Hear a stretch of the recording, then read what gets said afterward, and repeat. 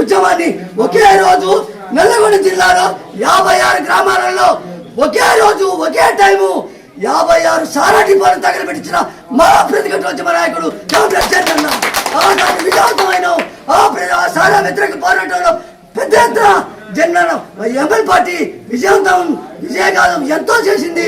అయ్యా కేవీ అనేటువంటి కొల్లి వెంకటేశ్వర సారా కాంట్రాక్టర్ అయ్యా జన్ను గారు ఇక మేము తట్టుకోలేము మీకు అని చెప్పేసి మనకు సలాం కొట్టినటువంటి పరిస్థితి.